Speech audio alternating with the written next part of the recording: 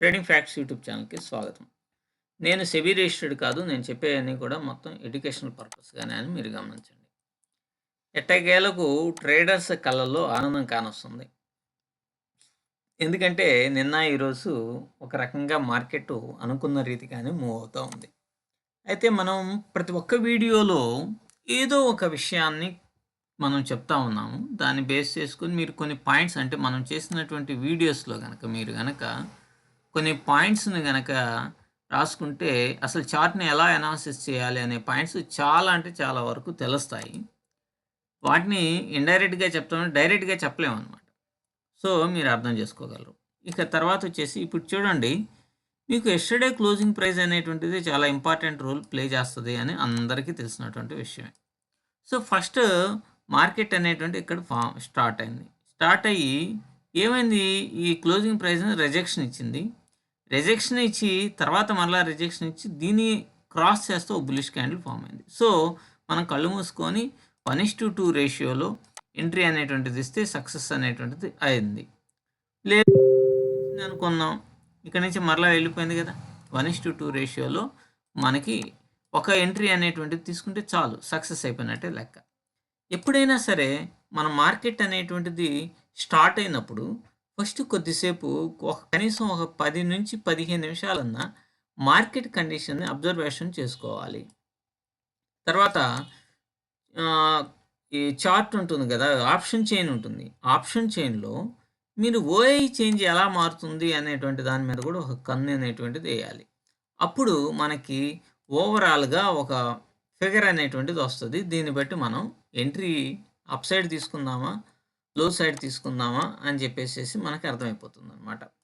So, ఎప్పుడైతే ఇక్కడి నుంచి ఇక్కడ రిజెక్షన్ అనేటువంటిది వచ్చిందో దీని మీద ఎంట్రీ తీసుకుంటాం. స్టాప్ లాస్ అనేటువంటిది యాస్ కామన్‌గా పెట్టేసేస్తాం దీని కిందే. అది 1:2 రేషియోలో వెళ్ళిపోతుంది. అలాగే మనం గనక బ్యాంక్ నిఫ్టీని చూడండి. బ్యాంక్ నిఫ్టీని గనక చూస్తే మీకు నిన్న క్లోజింగ్ ప్రైస్ అనేటువంటిది ఇది. ఇప్పుడు దీని క్లోజింగ్ ప్రైస్‌ని దాటేసేసి ఒక రెడ్ క్యాండిల్ ఏం పడలేదు కదా. పడితే ఇక్కడ మనం ఎంట్రీ అనేటువంటిది తీసుకుంటాం, ప్లాన్ చేస్తాం. ఇది కూడా క్రాస్ అయినాక.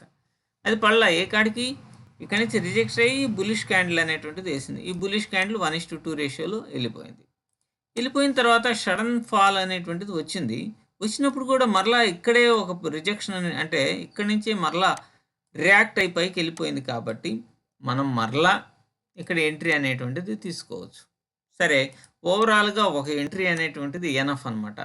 1 ఎంట్రీ తర్వాత ఈక్విటీలో ఇదే ప్లాన్డ్‌గా మీరు ప్లాన్ చేసుకోండి.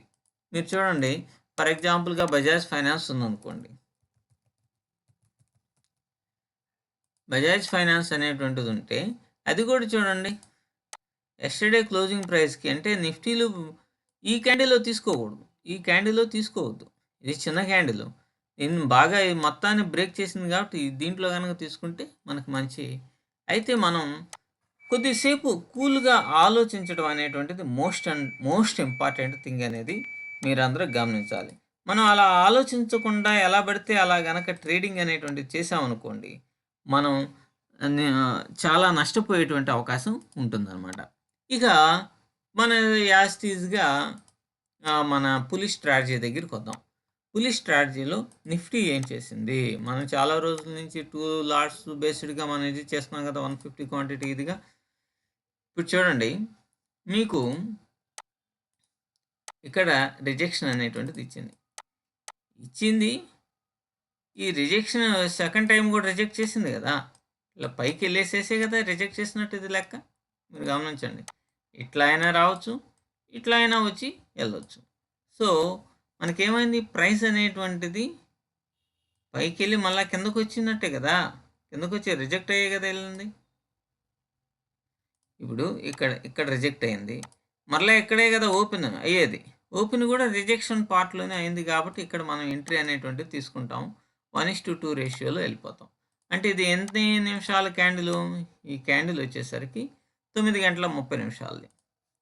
23,000 అక్కడ ఎంత ఉన్నది? 23,000 దగ్గరే కదా మనం తీసుకుంటుంది. సో, 23,000 సిని మనం పెట్టామనుకోండి. ఇప్పుడు 9 గంటల 30 నిమిషాల క్యాండిల్ ఇది.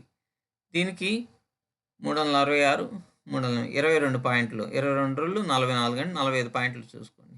బ్రహ్మాండంగా వెళ్ళిపోయింది. 45 పాయింట్స్ వచ్చింది. కాబట్టి ఇక్కడ కూడా ఒకసారి రిజెక్షన్ మళ్ళా రిజెక్షన్ అయింది. కాబట్టి మనం ఈ పులి స్ట్రాటజీ అనేటువంటిది సక్సెస్ అయ్యాం. అలాగే మనం అనాలిసిస్గా గనక జాగ్రత్తగా గనక చేసుకోగలిగితే కూల్గా ఉండాలి. కూల్గా ఉండి గనక చేసుకోగలిగితే మంచి ప్రాఫిట్ అనేటువంటి రావడానికి అవకాశం ఉంటుంది. కొత్తగా ఉన్న వాళ్ళకి స్టార్టింగ్‌లో కొద్ది ప్రాబ్లమ్ ఉంటుంది. But slowly you can gain.